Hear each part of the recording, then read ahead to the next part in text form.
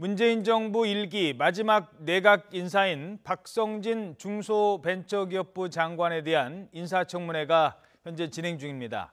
독재 미화, 뉴라이트 사관 등 역사관의 문제, 그리고 창조과학론 등 종교관 문제 등도 현재 쟁점이 되고 있습니다.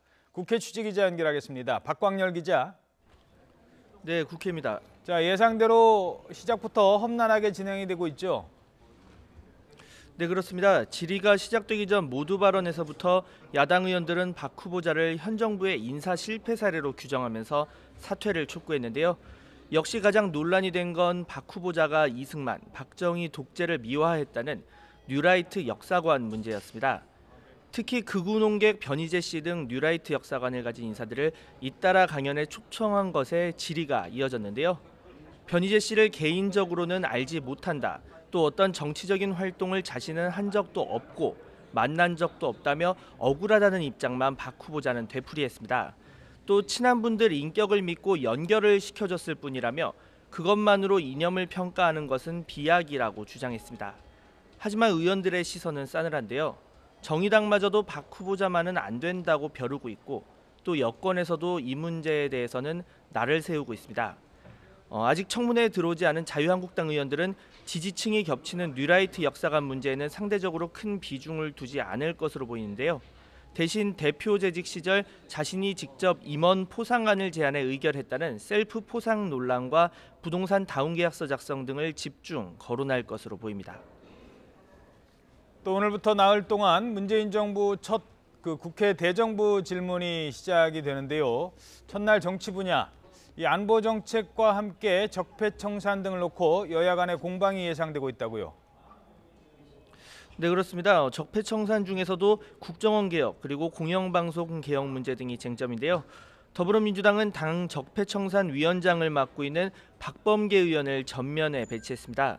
과거의 잘못에 대한 청산과 반성이 있어야 사회통합도 가능하다는 기조를 내세우면서 지난 정권의 방송, 국정원 장악, 또 채용 비리 등을 지적할 계획입니다.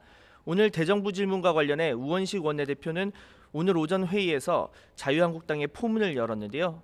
지난 주말까지 국회 보이콧 입장을 유지한 자유한국당이 48시간 전까지 정부에 질의서를 보내야 한다는 국회법을 지키지 않은 만큼 관련 절차를 지키지 않은 자유한국당은 대정부 질의에 참석할 권리가 없다고 비판했습니다. 무단 가출하고 와서 반성도 없이 밥상부터 차리라고 큰소리치는 셈입니다. 설마 제1야당이 이런 사실관계조차 몰랐으니 봐달라 억지를 부리지 않을 것이라고 생각합니다. 반면 야당은 현 정부 지난 4개월의 문제점을 최대한 부각하겠다고 벼르고 있는데요. 문재인 정부의 인사 시스템 그리고 안보 정책 등을 문제 삼겠다는 겁니다. 특히 자유한국당은 공영방송 개혁을 현 정부의 공영방송 장악이라고 주장하면서 공세를 펼 예정입니다. 이 정권의 방송 장악의 시나리오일 뿐입니다.